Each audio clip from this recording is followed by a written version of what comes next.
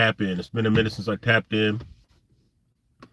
Oh yeah, first of all, I've been getting emails from people who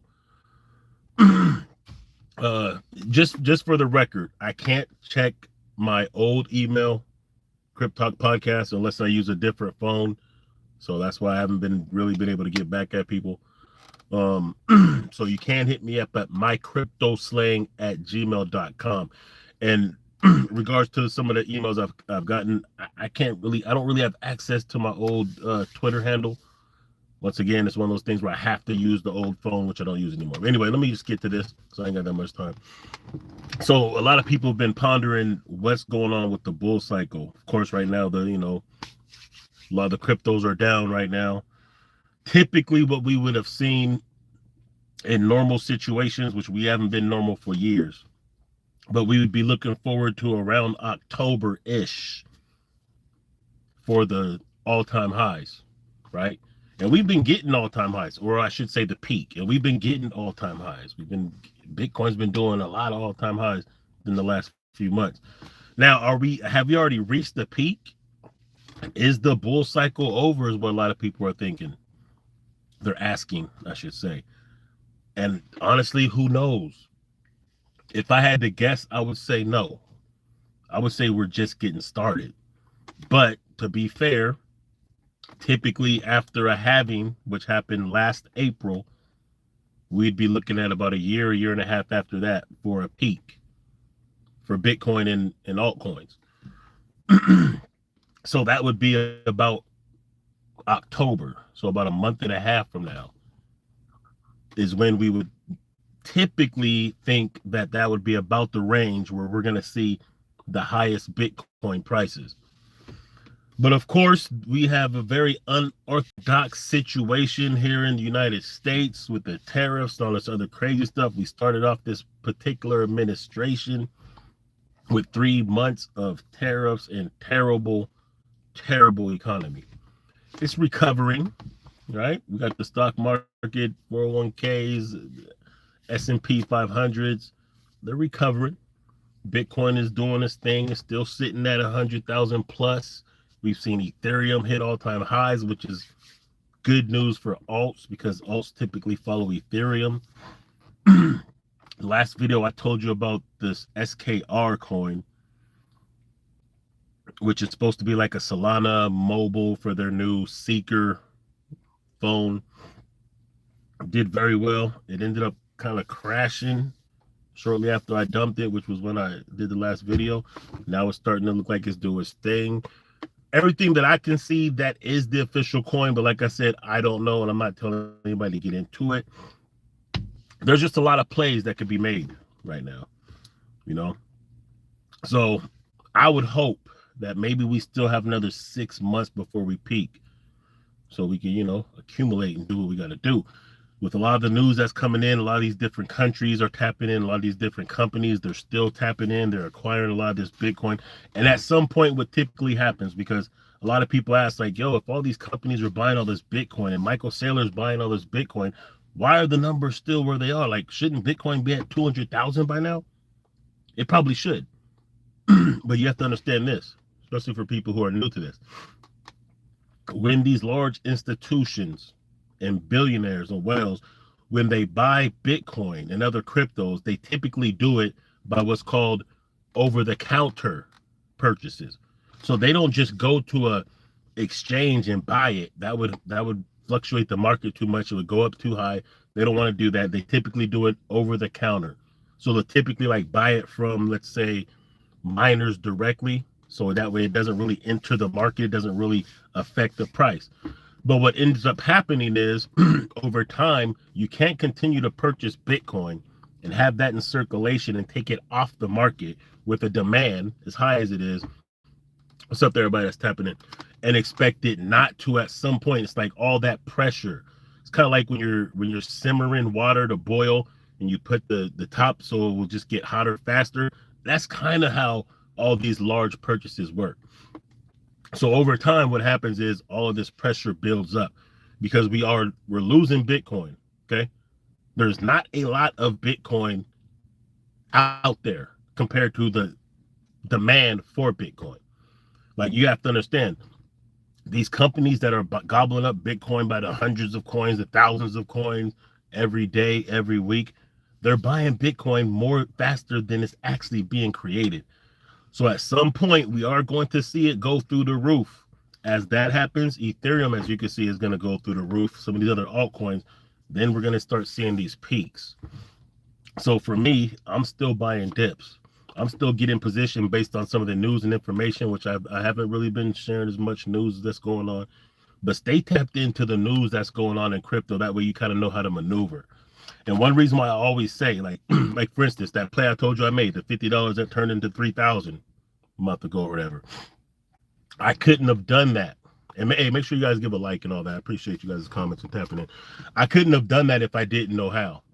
So, you know what I'm saying? So like, if I was brand new to crypto and I was only relying on Kraken or Coinbase for my crypto purchases and trades, I wouldn't have been able to get into a coin, because guess what? When I got into that SKR coin that I made like thousands within 2 months, the market cap was only like 24,000. And the only reason I made that play is because I read that article about Solana dropping their new phone, which actually dropped on the 4th. And they said they're going to be using this coin, you know, for their economy. So if you know, if you're aware of the type of news that's coming out that you won't see on the mainstream, and if you have the ability and the know-how to deal with these decentralized protocols and wallets and exchanges, then you could trade into these low market cap coins that aren't available on major exchanges. Because really, when you're thinking about investments, don't really worry about the price. Don't worry about the price per. Worry about the market cap, because that's what's going to have to flip. So, okay, Bitcoin's at 100,000. I don't have $100,000 just to buy a Bitcoin. You don't have to. You could buy $1,000. You could buy $500 worth. The idea is when that coin goes up 10%, so does what you own in that coin. So you really want to look at, so you could project your exit strategy. You could project how much profits you may make. You really want to just think about what is the market cap. So of course, these low market cap coins, they're going to flip more. But like I said, you're not going to be able to get into those coins if you don't know how to use the different protocols it's going to take to get it. I'm going to give you another example. Dogecoin Shiba Inu.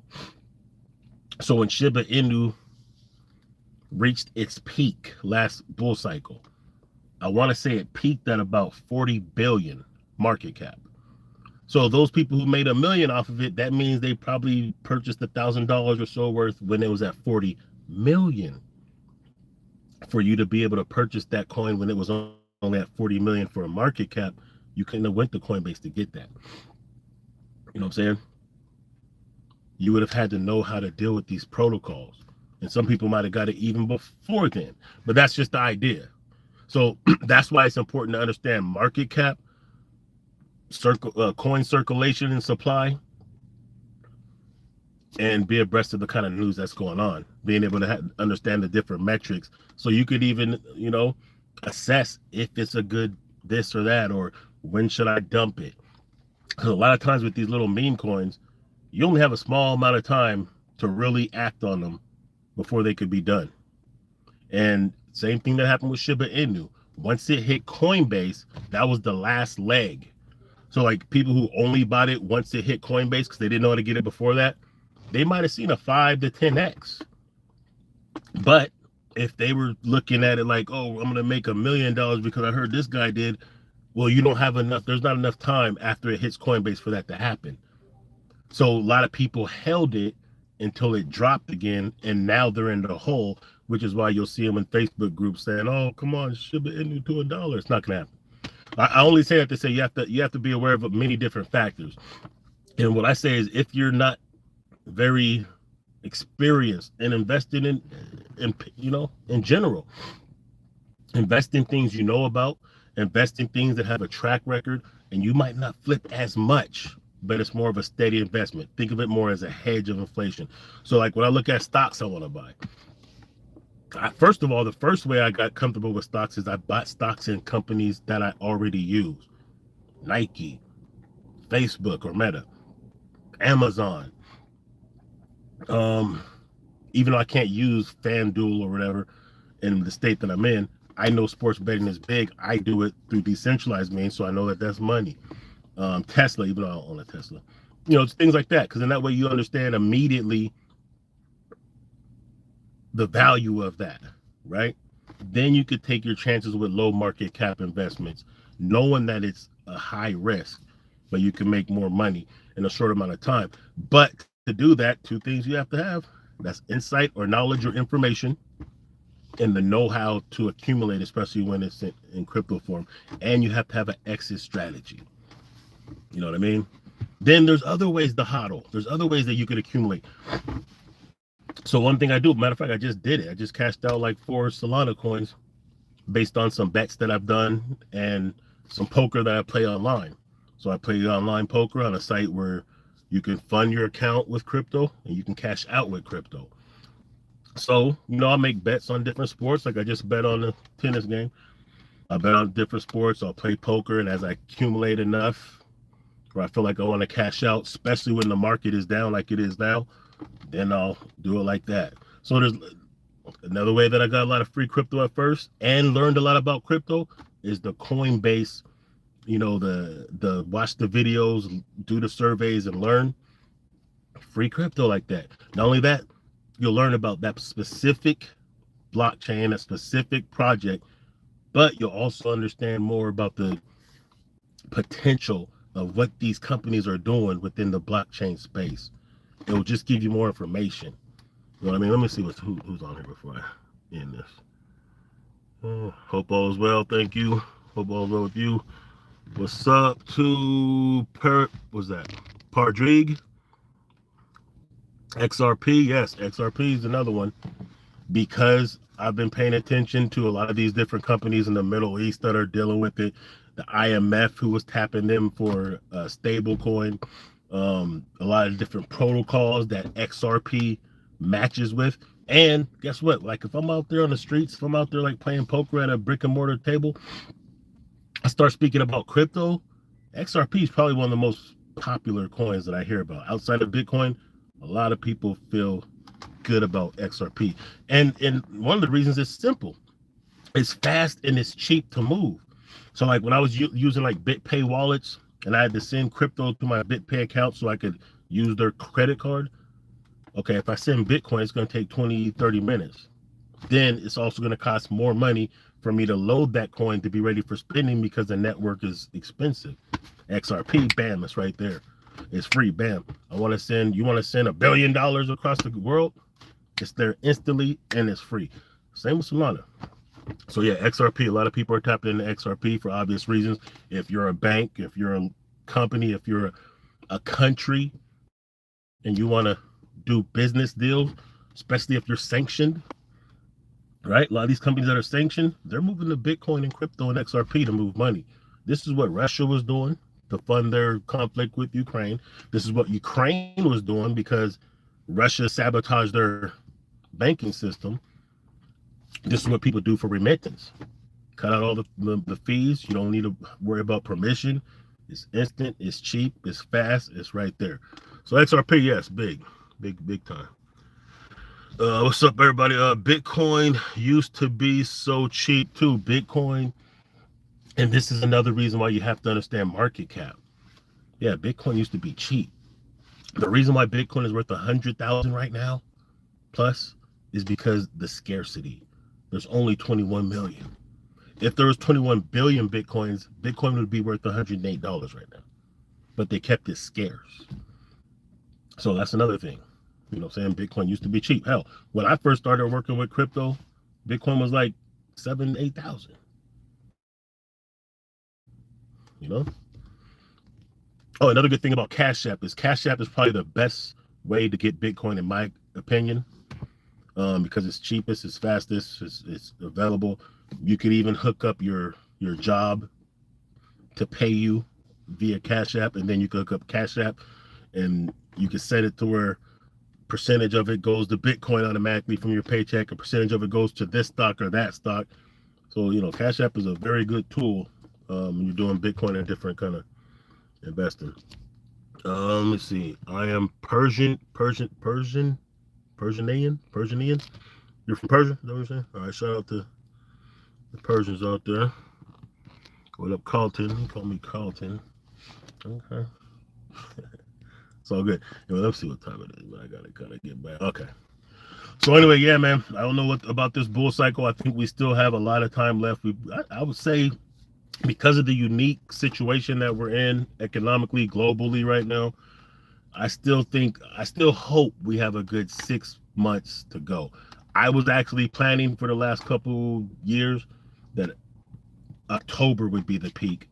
I'm thinking we're going to extend that out just because of the crazy thing that's been going on, because the demand is still growing. We got different companies tapping in, doing things at a better scale now because there is more clarity on the regulations and the rules. We have administration in America that is pro crypto. So I would say, hey, keep on stacking. Make sure you have your exit strategy. Make sure you diversify your holdings. Make sure you keep abreast to the news that is going on in the blockchain streets. Understand what's going on. We got these real world assets. We have deep in check technology. We have AI. We have all these different things. Find your niche. Find what you're comfortable in. Learn about it. Stay abreast to what's going on because it's still not on the mainstream. The only thing to really put on the mainstream is the ETFs because that's Wall Street.